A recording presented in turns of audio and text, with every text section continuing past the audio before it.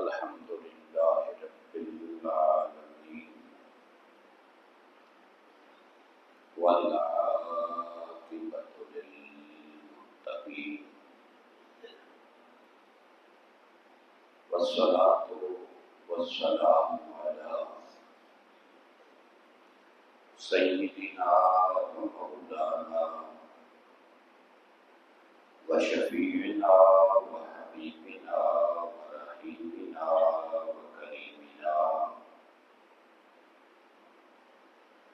ومعيننا ومغيثنا ومقوانا وملجانا سيدنا ومولانا محمد وعلى آله الطيبين الطاهرين وأصحابه الهادين المهديين وأولياء أمته وعلماء ملته وسائر أمته أجمعين. أما بعد فأعوذ بالله من الشيطان الرجيم. بسم الله الرحمن الرحيم.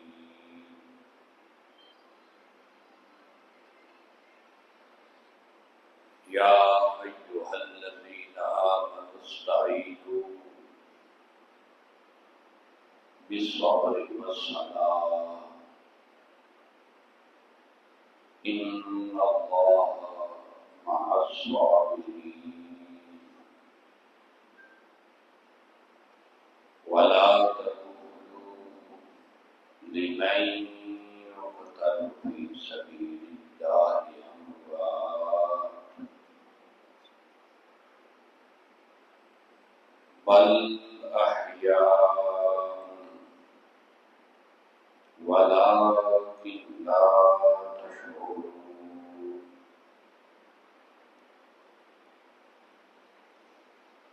صدق الله العظيم. إن الله وملائكته يصلون على النبي يا أيها الذين آمنوا صلوا عليه وسلموا تسليما.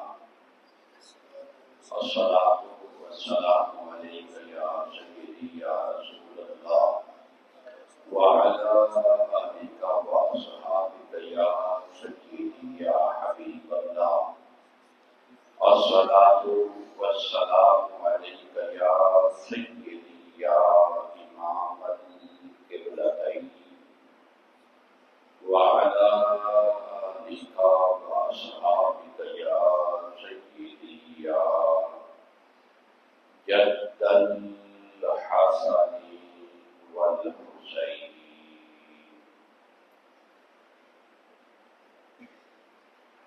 واجب الاحترام معزز محتشم سامعین حضرات،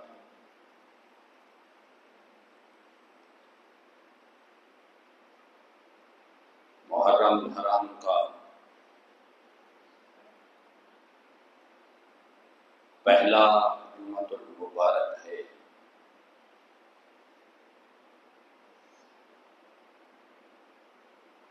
اس ماہ مقدس میں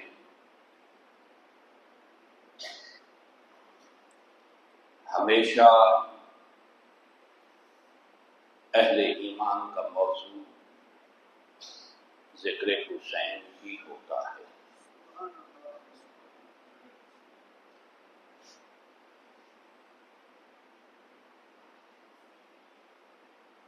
محرم الحرام کا پورا مہینہ گزر جائے، کسی مسجد میں ذکر حسین نہ ہو تو میں کیا سمجھوں یہ کلمہ پڑھنے والوں کی مسجد ہے۔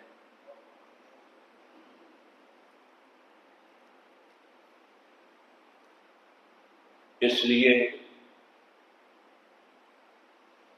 کہ معیار حق امام علی مقام امام حسین علیہ السلام کی ذات اقدس ہے۔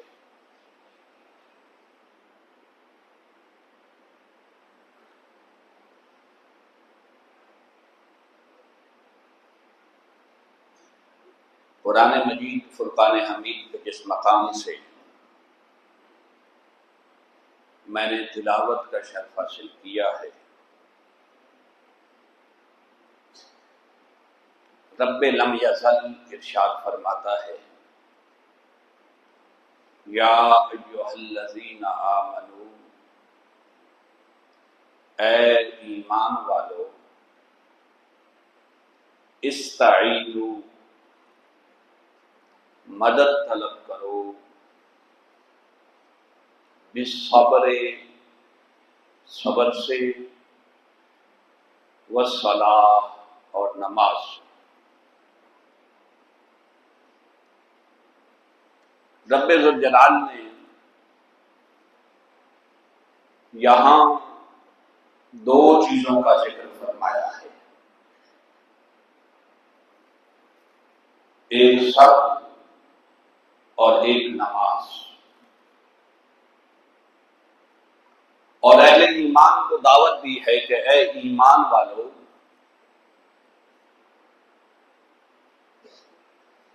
صبر اور نماز دونوں کا دامن تھامو۔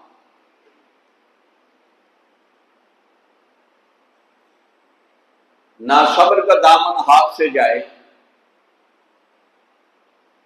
نہ تمہاری نماز جائے، دونوں کے ساتھ اپنا تعلق مضبوط کرو۔ مگر اتنا ارشاد فرما کے کہ نماز اور صبر دونوں کے ساتھ تعلق رکھو، دونوں سے مدد طلب کرو، ساتھ ہی آگے فرمایا ان اللہ مع الصابرین، ہاں مگر یاد رکھو اللہ صبر کرنے والوں کے ساتھ ہے۔ اللہ یہ نہیں فرمایا ان اللہ مع المصلین، اللہ نمازیں پڑھنے والوں کے ساتھ ہے،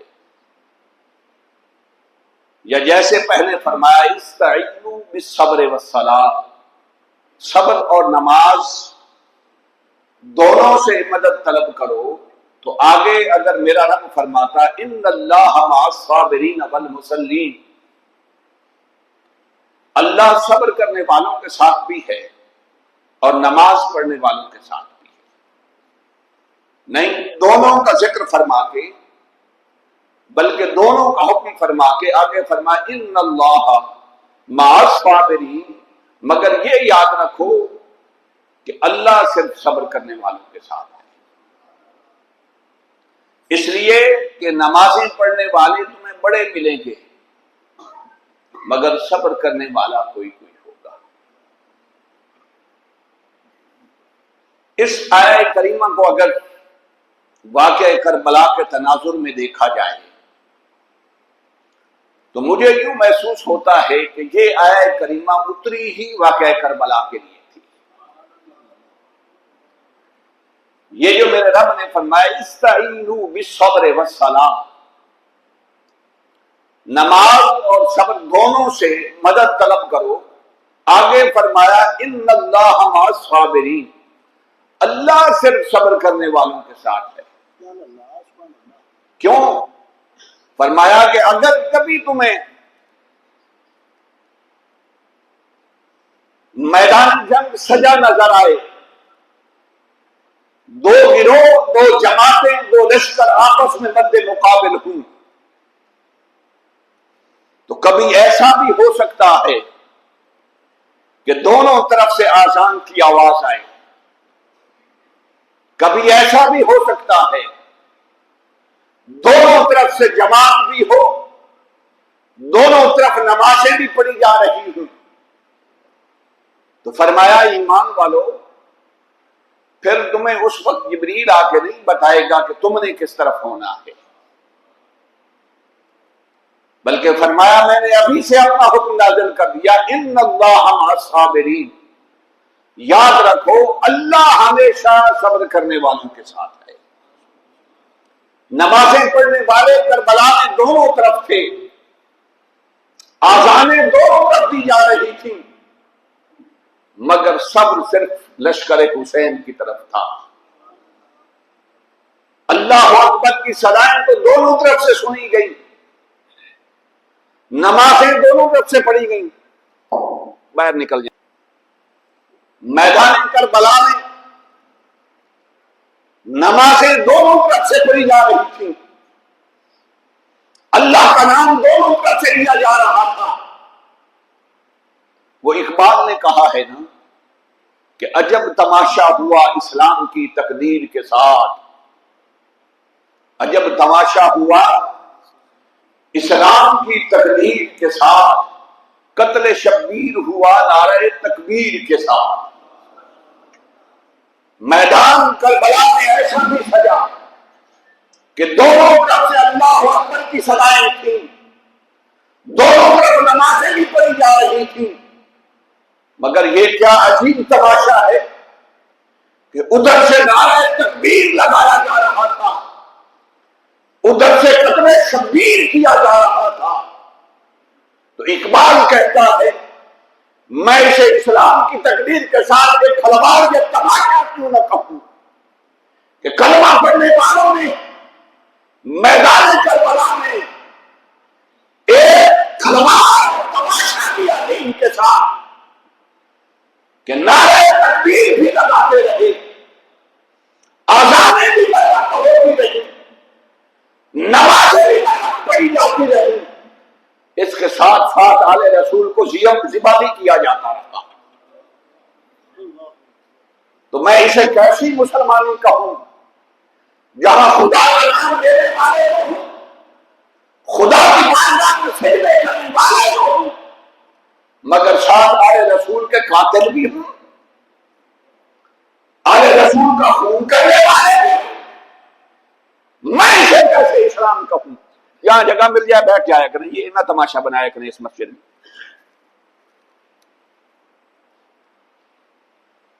آگے بیٹھنا ہو تو پہلے آیا کریں۔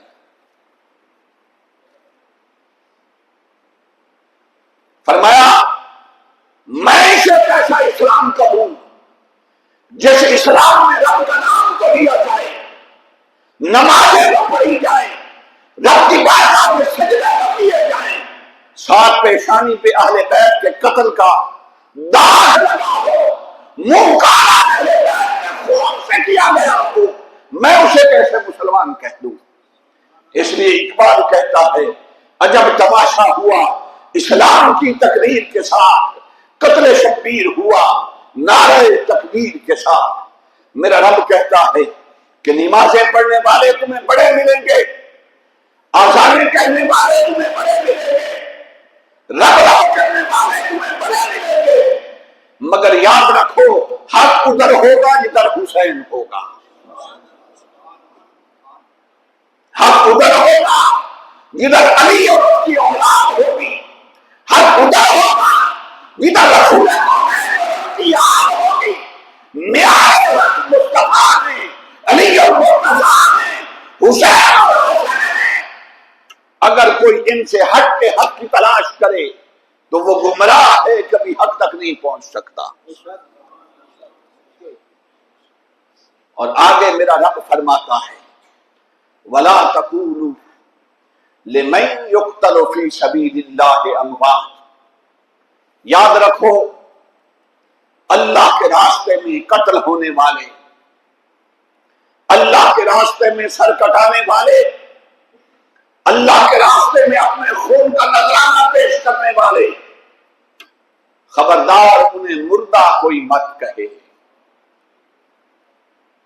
لا تقولوا، انہیں مردہ نہ کہو۔ مالک تو پھر کیا ہے؟ فرمایا بل احیاء، وہ مردہ نہیں وہ زندہ ہے، مردہ نہیں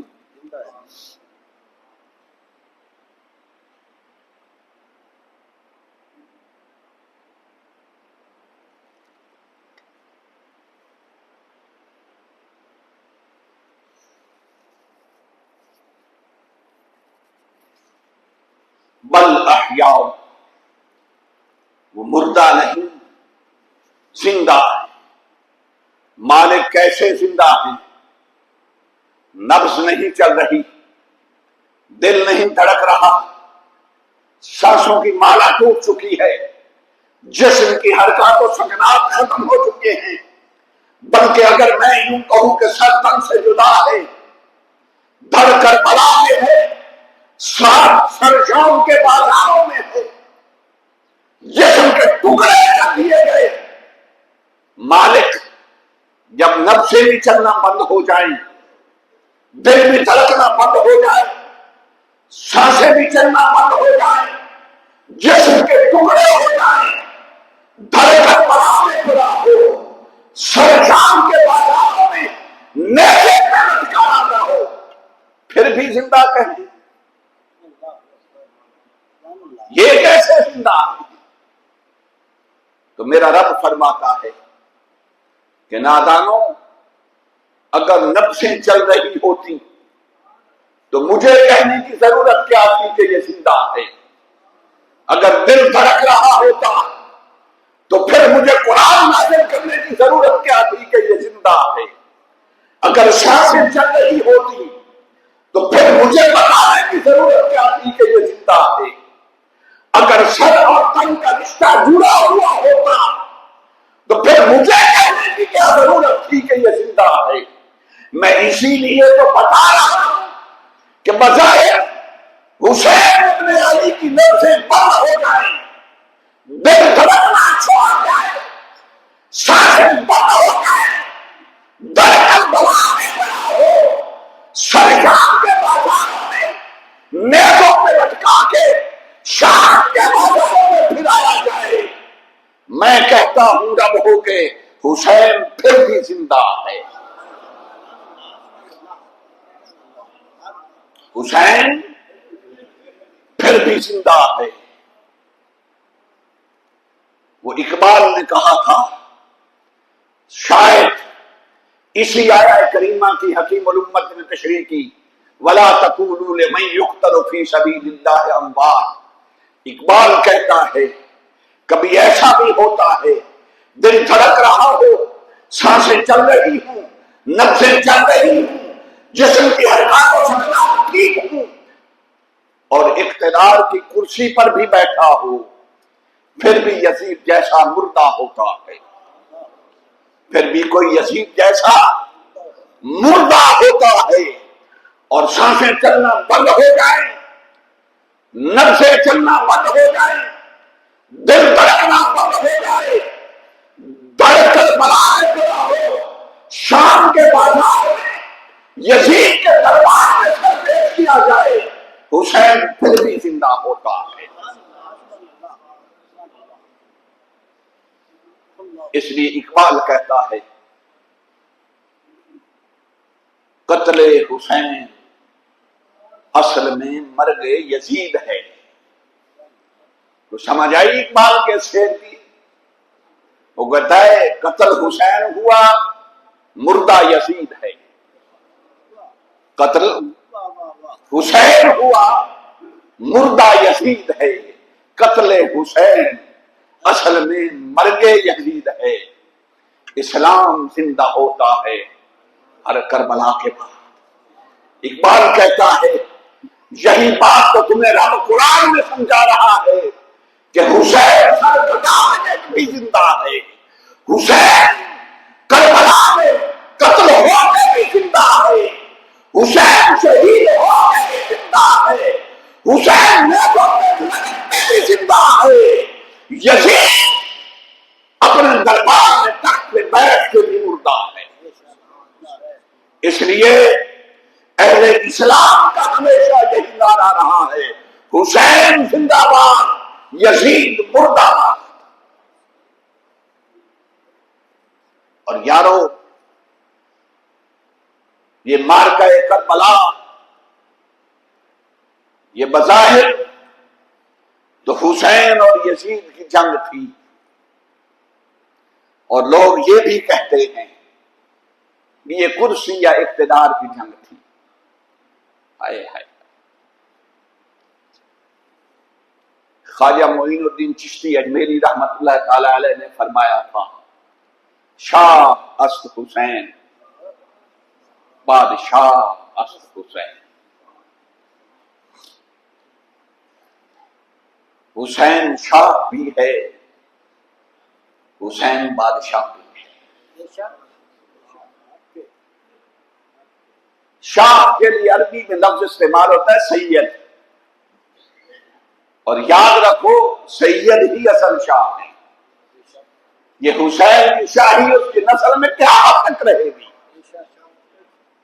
سید الابرار کی نسل پاک میں یہ سادات سرداری اور شاہی دبے سے کلام کی قسم یہ قیامت تک رہے گی۔ اس لیے فرمایا شاہ حسین، حسین شاہ ہے۔ اور سید کہتے کسے ہیں؟ الذی یفضو الیہ فی النوائب والشدائد، کہتے ہیں کہ سردار سے کہتے ہیں، سید اسے کہتے ہیں، شاہ اسے کہتے ہیں جس کے پاس مصیبت کے مارے، مصیبت سدا، پریشان سدا، مخلص کناز غریب نادان لوگ، معاشرے کے مرے ہوئے لوگ جس کے پاس آئیں گدا بن کے آئیں، شاہ بن کے جائیں، خالی جھولیاں لے کے آئیں، جھولیاں بن کے جائیں، سواری بن کے آئیں، بانٹنے والے بن کے جائیں۔ اور یہ ہے حسین اس کے نانا کا در۔ یہاں جو بھی شاعر آتا ہے، مارنے آتا ہے، شاہ بن کے جاتا ہے۔ شاہ اور بادشاہ میں فرق ہے۔ میں نے بات جس لیے چھیڑی تھی، بادشاہ کہتے ہیں تخت پہ بیٹھنے والے کو، حکومت کرنے والے کو، ایسا ہی ہے۔ ایک تخت کا ذکر قرآن میں ہے جسے تخت بلقیس کہتے ہیں۔ میرا موضوع یہ نہیں کہ حسین نبی نہیں اور سلیمان علیہ السلام اللہ کے نبی تھے، یہ الگ بحث ہے، مگر جس بڑے تخت کا قرآن میں ذکر ہے وہ تخت بلقیس تھا۔ تاریخ اسلام میں اس سے بڑے تخت کا ذکر نہیں، جس پر سلیمان علیہ السلام بیٹھا کرتے تھے، تخت ہوا میں اڑا کرتا تھا، ایک ہے یہ تخت۔ میں یزید کے تخت کی بات ہی نہیں کرنا چاہتا۔ یہ شام کی کرسی، کرسی کیا ہے؟ یہ بنو امیہ کا اقتدار، اقتدار کیا ہے؟ میں حسین ابن علی کی بادشاہی سلیمان علیہ السلام کی بادشاہی سے کمپیریزن کرنے لگا ہوں کہ تخت بلقیس پر سلیمان علیہ السلام بیٹھتے ہیں، تخت ہوا میں اڑتا ہے۔ یار میں نے پہلے بھی کہا اندر نہ جائے برام سے۔ ایک تخت بلقیس ہے جو ہوا میں اڑتا ہے، سلیمان علیہ السلام اس میں بیٹھتے ہیں، اور سلیمان علیہ السلام اللہ کے نبی ہونے کے ساتھ بادشاہ بھی ہیں۔ یارو کہاں تخت بلقیس، کہاں مصطفیٰ کے کندھے؟ کوئی تقابل کرنے والی بھی بات بنتی ہے؟ پہلے تخت پہ بیٹھنے والے کو نہ دیکھیں، پہلے تخت کو دیکھیں کتنا بڑا ہے۔ وہ عرش بری پہ اپنے نالائن سمائے تشریف لے جانے والے مصطفیٰ عرش بری پہ پہنچے، نالائن اتارنا چاہیے تو آواز آئے یا محمد لا تخلانا علیک، مصطفیٰ یہ میرا عرش تو کب سے آپ کے جوڑے ڈوبنے کو طرف رہا ہے، میرے عرش پہ رحم فرمائے، میرے عرش پہ مصطفیٰ نالین نہ اتارے، اپنے جوڑوں سمیت قدم رکھیں، مصطفیٰ اپنے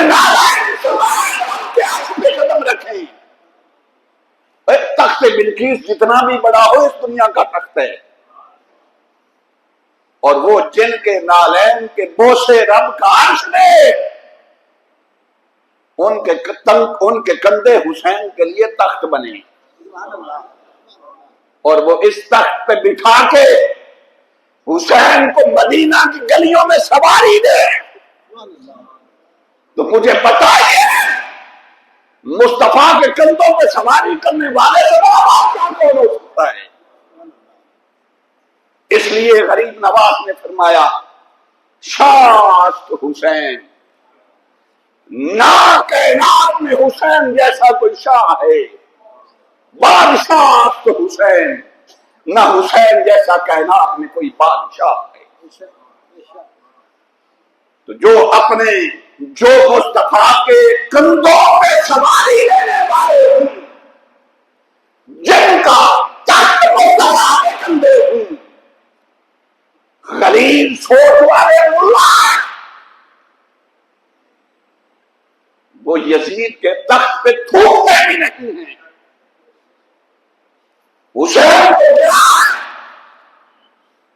14 سال بعد بھی حسین کے غلام بھی یزید کے تخت پہ لعنت بھیجتے ہیں۔ یہ تخت کی لڑائی نہیں تھی، یہ معرکہ حق و باطل تھا، اور اگر حسین کربلا نہ سجاتے، رب ذوالجلال کی قسم، جو شاعر نے کتنا خوبصورت تخیل بیان کیا، حسین گرنا شہید ہوتا، حسین گرنا شہید ہوتا، آج گھر گھر میں یزید ہوتا، آج یزیدی فکر اسلام کی سفلت پوری ہوتی، آج اسلام کا نام لینے والا کوئی نہ ہوتا، حسین گرنا شہید ہوتا تو آج گھر گھر میں یزید ہوتا۔ اور اگلی بات سنیے، نبی کی سنت عیاں نہ ہوتی۔ حسین اگر کربلا میں قربانی نہ دیتے، علی اکبر جیسے جوان کی جوانی نہ مٹاتے، علی اکبر جیسے معصوم کا خون اسلام کی خاطر نہ دیتے تو نبی کی سنت عیاں نہ ہوتی۔ اور اس سے اگلی بات سنیے، خدا کے گھر میں اذان ہوتی۔ اگر حسین اپنی قربانیاں پیش کرتے تو رب کعبہ کی قسم آج یہ مسجدیں آباد نہ ہوتی، آج مسجدوں میں آذانیں نہ ہوتی، آج مسجدوں میں سجدے نہ ہوتے، آج مصطفیٰ کی سنت نہ ہوتی۔ یہ عبادات، یہ اللہ اکبر کی صدائیں، یہ مسجدوں کی آبادیاں، یہ سب ہیں سجدہ حسین کا صدقہ۔ حسین نے جو کربلا میں سجدہ کیا، قیامت تک اس سجدے کا صدقہ لوگ رب کی بارگاہ میں سجدے کر رہے ہیں۔ کربلا، شہدائے کربلا، یہ حسین ہے۔ مصطفیٰ نے فرمایا تھا الحسین منی وانا من الحسین، حسین مجھ سے ہے اور میں حسین سے ہوں۔ اچھا، حدیث کا پہلا حصہ تو آسانی کے ساتھ سمجھ آتا ہے کہ الحسین منی، حسین مجھ سے ہے۔ کیوں؟ میری طرف دیکھیں، حسین نواسا ہے، مصطفیٰ نانا ہے۔ حسین نواسا ہے، مصطفیٰ نانا ہے۔ تو حسین مصطفیٰ سے ہوئے، اور حسین مصطفیٰ کا وہ نواسا ہے،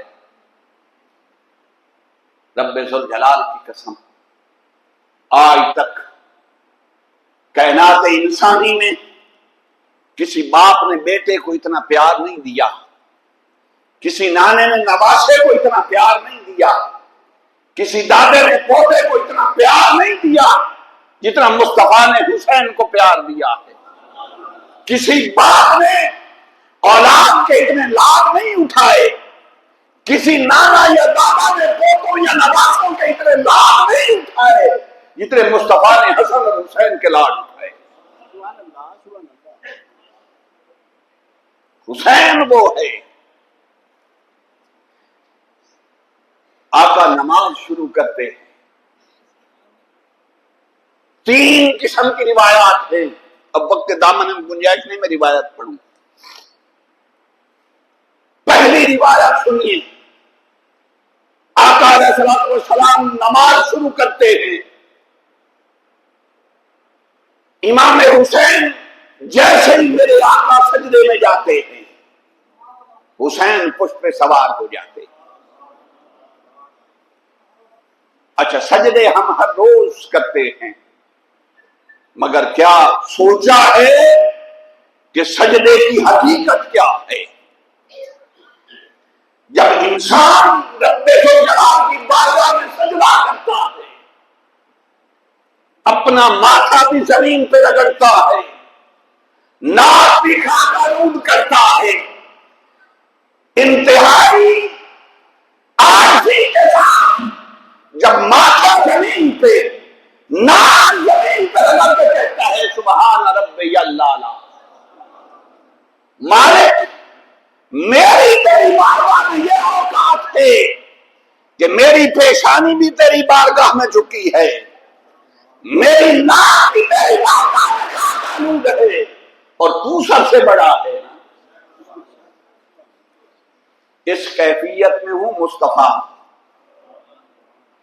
آقا علیہ الصلوۃ والسلام سجدہ کی کیفیت میں ہوں، زبان پر سبحان ربی اللہ، یہ تیری میری نماز نہیں، یہ امام الانبیاء کی نماز ہے، یہ نبی الانبیاء کی نماز ہے، یہ سرمایہ کونین کی نماز ہے، یہ بانی شریعت اسلامیہ کی نماز ہے۔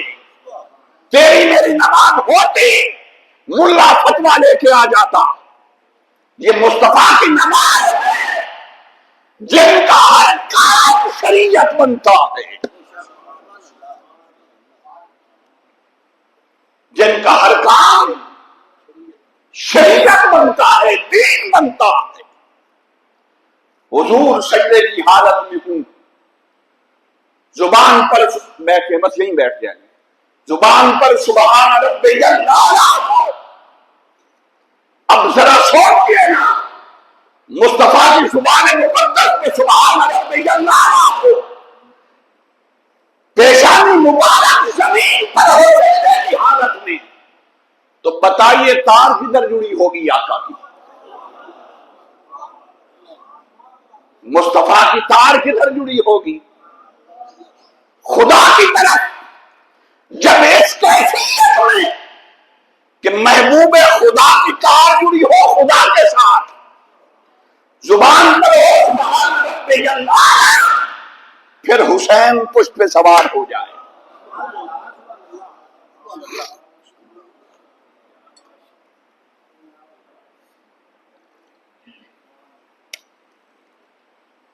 پھر حسین پشت پہ سوار ہو جائے۔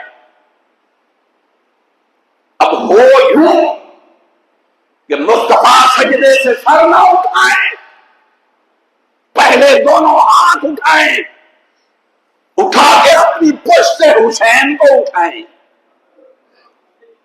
سر سجدے سے نہ اٹھے۔ حدیث کی طرف دھیان رکھیے، سر سجدے سے نہ اٹھے، دونوں ہاتھ اٹھے، حسین کو پیار سے اٹھائیں، صف پہ بٹھائیں، پھر سر سجدے سے اٹھائیں۔ سر سجدے سے اٹھائیں، پھر سر سجدے میں لائیں، حسین پھر سوار ہو جائیں۔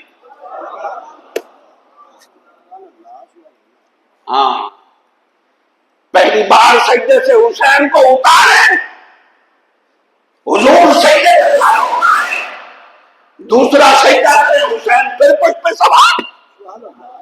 اور یہ کیسی نماز ہے؟ اور ایک روایت میں آتا ہے صحابی نے یہ نماز کا منظر دیکھا، کسی شخص نے عرض کی یا رسول اللہ نماز ٹوٹتی نہیں ہے؟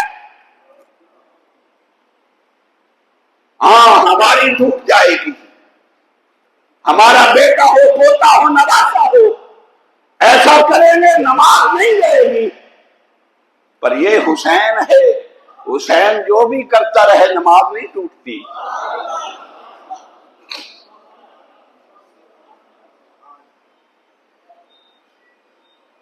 پھر نماز ختم ہو، فَأَمْسَكَهُمَا، حضور اٹھائیں، گود میں بٹھائیں۔ سوچا نہیں، پہلا سجدہ کیا، حسین پشت پہ سوار ہوا، آقا نے اتارا، پھر سجدہ کیا، پھر سوار ہوا، نماز مکمل ہوئی۔ یہ نہیں فرمایا بیٹا حسین اتارا جو تھا پھر پشت پہ سوار ہو گئے۔ اور حسین تجھے نہیں پتا میں اللہ کی نماز پڑھ رہا تھا؟ حسین اتنا شریعت کی، میرا ہر کام شریعت بنتا ہے۔ حسین بیٹا نماز میں ایسا نہیں کرتے، کہ جائے کہ اٹھایا جائے، گود میں بٹھا کے پیار دیا جائے۔ کیا بتاتا ہے ہمیں دین؟ نمازیں ہوتی رہیں گی، حسین کے لاڈ میں فرق نہ آئے، یہ ہے مصطفیٰ کی سنت۔ نماز ہوتی رہے گی، حسین کی محبت میں فرق نہ آئے، یہ ہے مصطفیٰ کی سنت۔ اور پھر یہ ایک نماز نہیں، پھر دوسری نماز کا تذکرہ سنیے۔ صحابہ فرماتے ہیں ایک رات پھر مصطفیٰ نے نماز شروع کی، حسین پھر پشت پہ سوار، حسین پھر پشت پہ سوار، پیچھے سے ایک صحابی اٹھتے ہیں، سجدہ لمبا ہو گیا، کوشش کرتے ہیں کہ امام علی مقام کو اٹھا کے نیچے بٹھائیں، یا منع کرے کہ حضور نماز کی امامت فرما رہے ہیں، حسین پشت پہ سوار نہیں ہونا۔ اچھا، حضور کا سر انور وہی سجدے میں ہے، ہاتھ سے فاشار الیہ یمنعہما، سر سجدے میں ہے، آج کیوں اشارہ کرنے سے آگے کو نہ میری پشت سے نہ اتارو، پڑھ رہا ہوں، میری پشت پہ سوار ہونے دو۔ یہ ہے مصطفیٰ کی نماز، کہ نماز میں منع کیا جا رہا ہے حسین کو سجدے کی حالت میں میری پشت سے نہ اتارا جائے۔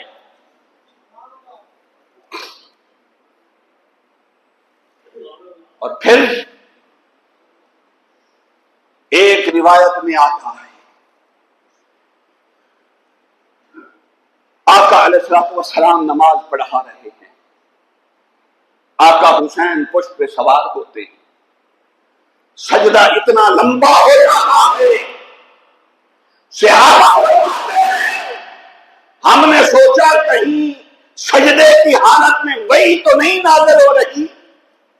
اگلا جملہ سنے آئے، کہیں سجدے کی حالت میں وہی تو نہیں نازل ہو رہی، حسین پشت پہ بیٹھا ہے۔ نہیں تو جملے دی چاسی کوئی نہیں لئی، یہ سجدہ لمبا نزول قرآن کے لیے نہیں، یہ مصطفیٰ کے سجدے کی تبارک، یہ نزول قرآن کے لیے نہیں، حسین کی سواری کے لیے ہے۔ اور حدیث کا اس سے اگلا جملہ، صحابہ فرماتے ہیں ہم نے سوچا کہیں حضور کا وصال تو نہیں ہو گیا سجدے کی حالت میں۔ ہائے ہائے ہائے ہائے کلمہ پڑھنے والے، تجھے سمجھ ہی نہیں آئی کہ حسین کی شخصیت کیا ہے، جس کی خاطر مصطفیٰ سجدہ اتنا طویل کریں کہ صحابہ گمان کرنے لگے کہ حضور کا وصال ہو گیا۔ تو ابھی اس چکر میں ہے کہ حسین کون ہے؟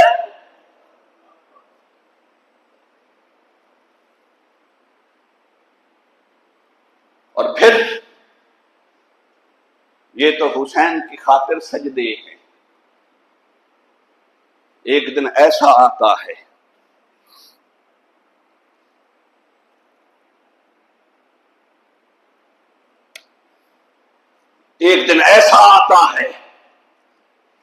یہ ساری حدیث عرض کر رہا ہوں میں ذمہ دار ہوں۔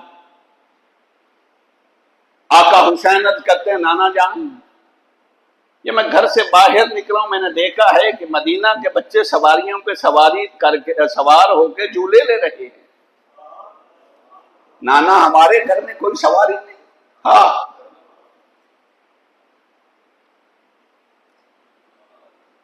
یارو اگر حضور چاہتے نا تو صحابہ سے فرماتے باہر سے کوئی اونٹ یا گھوڑا پکڑ کے لاؤ، میرے حسین کی سواری کا انتظام کرو۔ مدینہ کے بچے وہ اپنی سواریوں پہ سوار ہیں، حسین کے لیے بھی کوئی باہر سے گھوڑا منگوایا جا سکتا تھا، حسین کے لیے بھی باہر سے کوئی اونٹ منگوایا جا سکتا تھا، پر وہ نہیں، حسین تو نے سواری کی خواہش کی ہے نا تو تجھے ایسی سواری دیتے ہیں کائنات تک تیری سواری کی مثالیں نہیں جاتی رہتی۔ میرے حضور نے صحابہ سے نہیں فرمایا صحابہ میرے حسین کے لیے سواری ہے، مصطفیٰ نے دونوں گھٹنے زمین پہ بچھا دیے۔ ہاں دونوں گھٹنے زمین پہ بچھا دیے، ٹیک دیے، دونوں بازو کونیوں سمیت زمین پہ بچھا دیے۔ میری اب زبان شل ہوتی ہے، میں کیا کہوں یہ منظر کیا ہے؟ جیسے سواریاں 4 پاؤں سے چلتی ہیں نا،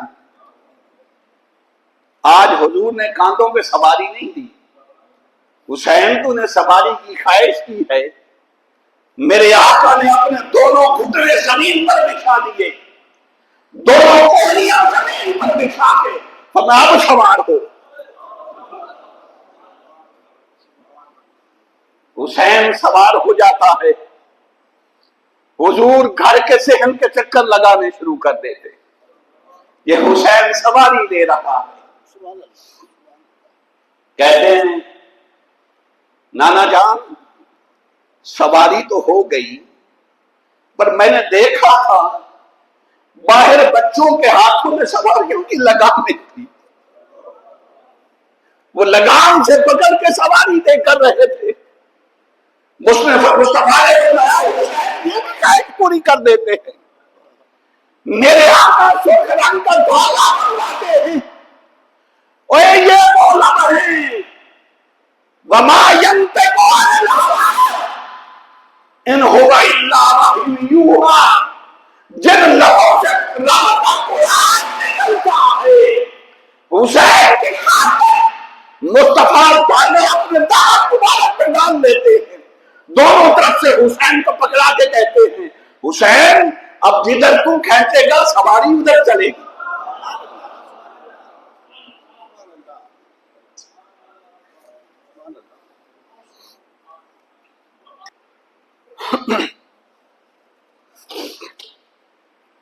اب حسین جدھر دھاگا کھینچتے ہیں مصطفیٰ ادھر مڑ جاتے ہیں۔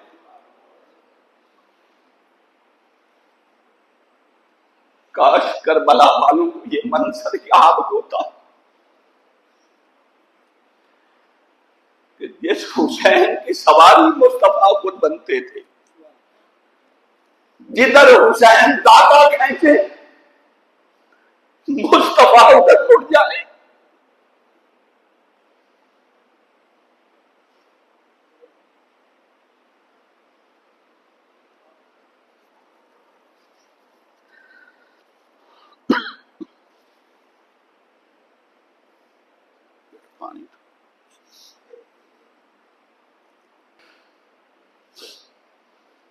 اتنے ناز اٹھا کے، اتنے لاڈ اٹھا کے فرمایا حسین یہ تیری تربیت ہو رہی ہے. بچوں کے اتنے ناز اٹھائیں، بچوں سے اس طرح پیار کریں، بچے بگڑ جاتے ہیں. حسین اس تربیت میں کربلا کے لیے تیار ہو رہا ہے. مصطفیٰ نے فرمایا تھا کہ یہ سینے سے لے کر پاؤں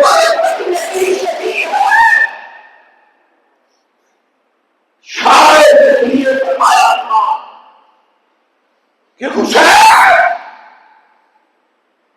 جب کربلا میں سکے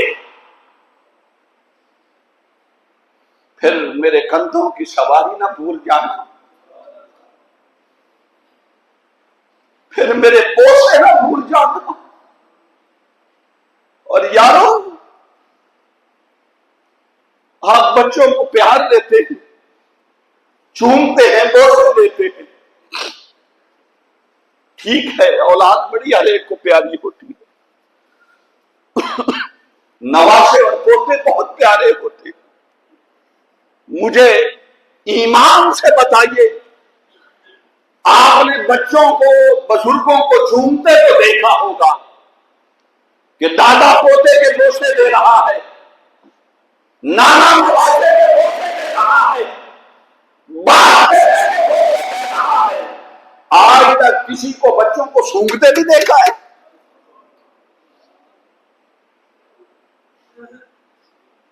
چومتے تو دیکھا ہے، سونگتے کبھی نہیں دیکھا ہوگا. یہ مصطفیٰ صرف حسین کو چومتے نہیں تھے، سونگتے بھی تھے. فَيَشُمُّهُمَا وَيَدُمُّهُمَا، یوں سمجھ لیجیے گود میں حسین ہے، میرے آقا کبھی چومتے ہیں کبھی سونگتے ہیں. آقا حسین کو کبھی چومتے ہیں کبھی سونگتے ہیں. یا رسول اللہ یہ سونگنا سمجھ نہیں آتا. گرمیوں کے دن ہیں، دوپہر کا وقت ہے، حضور علیہ السلام چمڑے کے بستر پہ استراحت فرما ہے، قیلولہ فرما رہے ہیں. جسم مبارک سے پسینے موتیوں کی طرح ام المؤمنین اٹھتی ہیں، حضور کا پسینہ جمع کرنا شروع کر دیتی ہیں. چمڑے کے بستر سے ایک ایک قطرہ پسینے کا ایک شیشی میں بند کرتی ہیں. پھر جس صحابی کی بیٹی یا بیٹے کی شادی ہوتی ہے، ام المؤمنین کی خدمت میں حاضر ہوتے ہیں، عرض کرتے ہیں عروسی جوڑا لایا ہوں. یہ دولہا جو پہنتا ہے یا دلہن پہنتی ہے اسے عروسی لباس کہتے ہیں. وہ جو دلہن نے پہننا ہوتا تھا شادی کے دن یا ولیمہ کے دن، وہ لباس آپ وہ شیشی کھولتی، حضور کا جو پسینہ مبارک جمع کر رکھا تھا ایک قطرہ پسینے کا اس لباس پہ لگا کے دے دیتی. صحابہ کپڑا پھٹ جاتا تھا، خوشبو نہیں جاتی تھی. کپڑا پھٹ جاتا تھا، خوشبو نہیں جاتی تھی. اور جب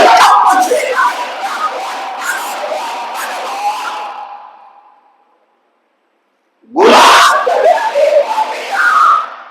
جن کے پسینے سے خوشبوؤں کی خیرات میں وہ حسین کو سونگ کے اس کی خوشبو لے، وہ حسین کو سونگے۔ تو ابھی اس چکر میں ہے کہ حسین کیا ہے؟ کم از کم مجھے اتنا تو کہنے دے، اتنا تو مان لے، حسین کو مصطفیٰ سونگ لے، خوشبو اتنا تو کہنے میں آپ بجا رہے ہوں کہ حسین کو مصطفیٰ سونگ کے اپنی ہی خوشبو لیتے تھے۔ حسین جو مصطفیٰ سے ہے۔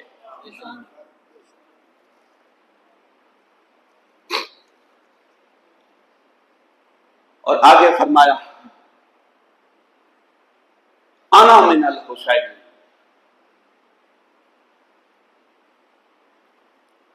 میں حسین سے ہوں۔ بس یہی میری آخری گفتگو کی، بس آخری لمحات ہیں۔ مصطفیٰ حسین سے، مصطفیٰ حسین سے کیسے؟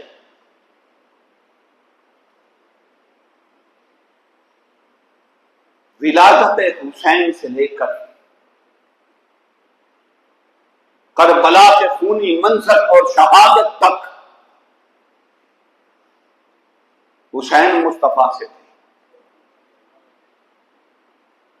اور شہادت حسین سے لے کر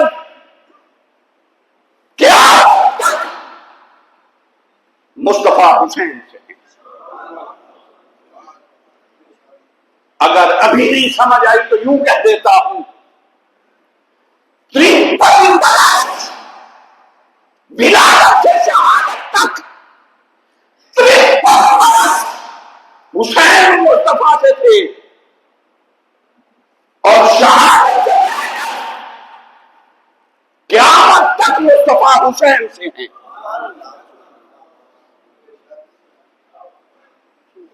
کیوں؟ اس لیے کہ اب حسین نے 53 برس کے بعد ایسی قربانی دی ہے،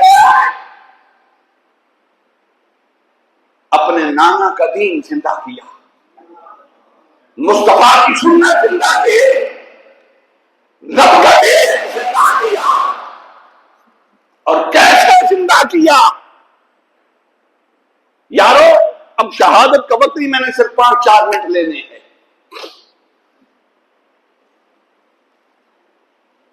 کربلا کا میدان، عام زندگی میں جینا آسان ہے، مرنا مشکل ہے۔ موت سے ہر ایک کو ڈر لگتا ہے، جینا آسان، مرنا مشکل۔ کربلا میں جینا مشکل تھا، مرنا آسان تھا۔ 72 نفوس قدسیہ تھا، 1000 کی فوج کے سامنے 3 دن کی پیاس کے باوجود کربلا کی تپتی ریت پر اب 10 محرم کو مرنا آسان تھا، جینا مشکل تھا۔ اس لیے حسین نے سب سے آخر میں شہادت کو چنا۔ نہیں سمجھ آئی بات؟ 10 محرم کو مرنا آسان تھا، قتل ہونا آسان تھا، جینا مشکل تھا۔ اس لیے حسین نے 10 محرم الحرام کو سب سے آخر میں شہادت کا انتخاب کیا۔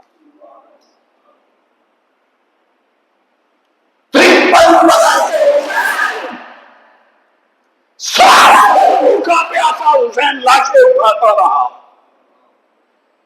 کبھی علی اکبر لاشیں اٹھا کے آتے ہیں،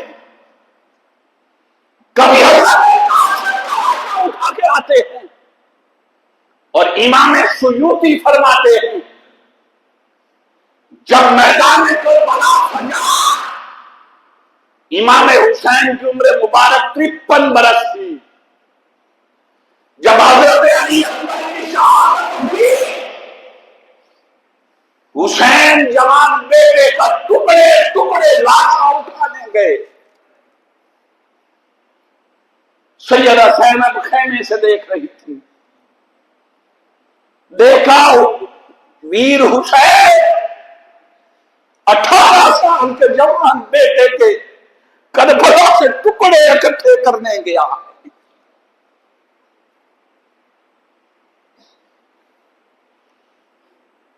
فرماتے جب ویر حسین کربلا میں علی اکبر کے لاشے کے ٹکڑے اکٹھے کرنے گئے تھے، سر اور داڑھی مبارک کا ایک بال بھی سفید نہیں تھا۔ سیدہ زینب خیمے سے دیکھ رہی تھی، دیکھا جب آقا حسین اپنے جوان 18 سالہ بیٹے کے ٹکڑے کپڑے میں باندھ کے واپس خیموں کی طرف پلٹے،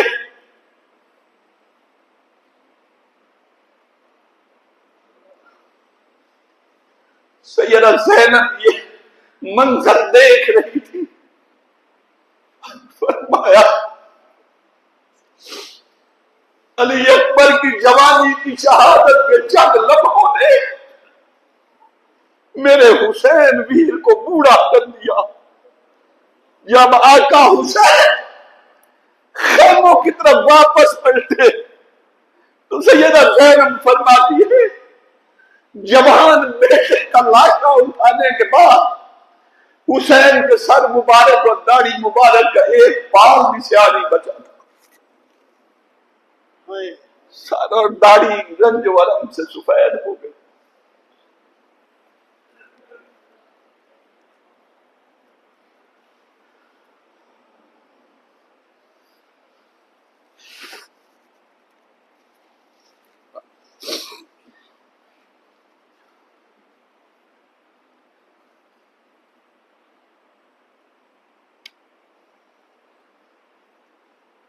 پھر باری آتی ہے امام علی اصغر کی۔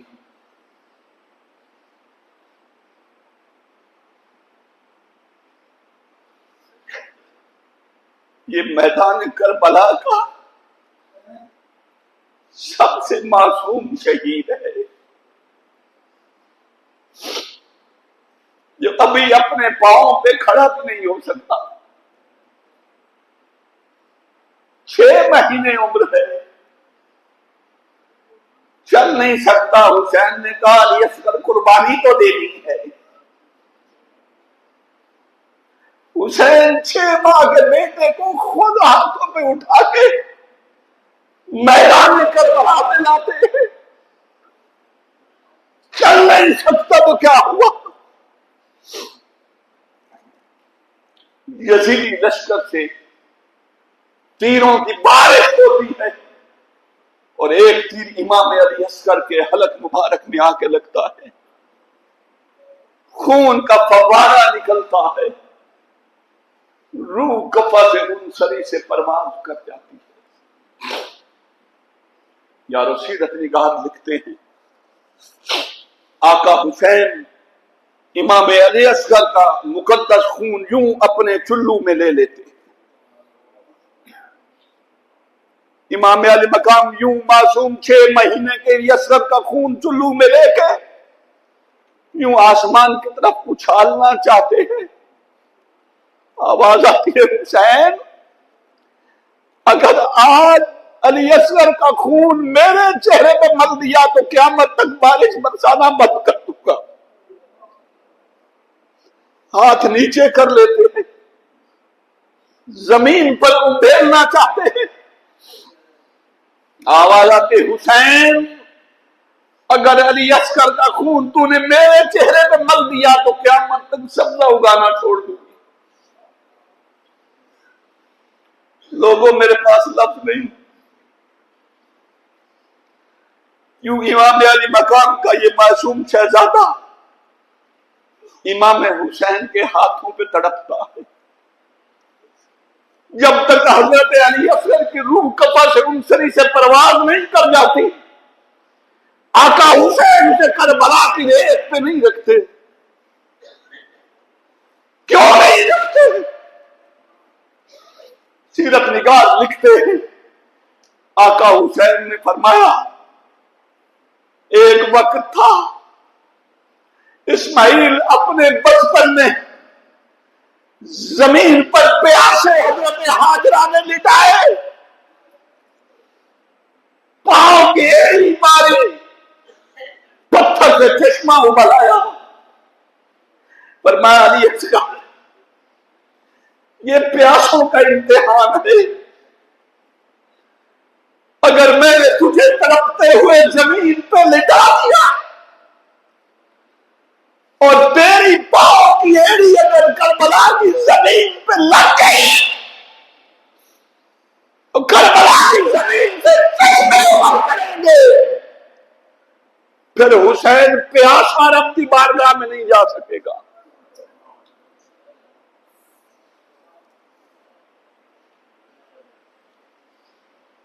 قوت ہوندیا زور نہیں لایا، بیٹھے من رضائیں، قوت ہوندیا زور نہیں لایا، بیٹھے من رضائیں، پانی باج پیاسے چلے، دین دوری دے سائیں۔ رب ذوالجلال کی قسم اگر آقا حسین فرات کو اشارہ فرما دیتے تو اگر سیدنا عمر بن خطاب کی ایک پرچی پھینکنے سے دجلہ حسین کے اشارے سے فرات اپنی حدیں توڑ کے کربلا کے خیموں تک نہیں آ سکتا تھا۔ یہ دجلہ و فرات کی بات نہیں، رب ذوالجلال کی قسم اگر حسین حوض کوثر کو بھی اشارہ کرتے تو حوض کوثر بھی کربلا میں بہنا شروع کر دیتے۔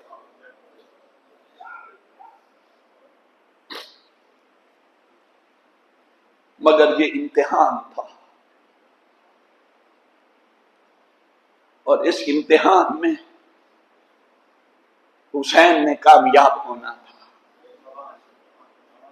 نانا کے کندھوں پر سواری کی لاج رکھنی تھی، نانا کے طویل سجدوں کی لاج رکھنی تھی،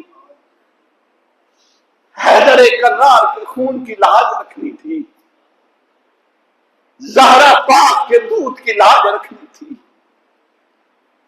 اور حسن مجتبی کی تربیت کی لاج رکھنی تھی۔ اس لیے حسین نے کربلا کے میدان میں پیاسے قربانی دی۔ رب ذوالجلال کے حضور دعا ہے کہ رب ذوالجلال ہمیں اہل بیت کرام علیہ السلام کی مودت نصیب فرمائے۔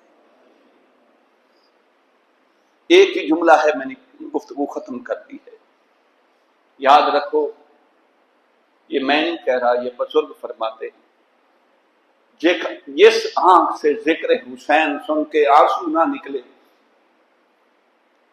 جس پتھر دل کی آنکھیں شہادت حسین پہ نمناک نہ ہوں، اس بدبخت کو اپنی قسمت پہ رونا چاہیے۔ اس لیے محرم الحرام میں ذکر حسین سنیں، شہادت حسین سنیں، اور اپنی آنکھوں سے نکلنے والے آنسوؤں کو ذکر حسین میں نجات کا ذریعہ سمجھے۔ رب ذوالجلال ہمیں آقا علیہ الصلوۃ والسلام اور آقا کریم کی آل پاک کی مودت نصیب فرمائے۔ وآخر دعوانا ان الحمد للہ رب العالمین۔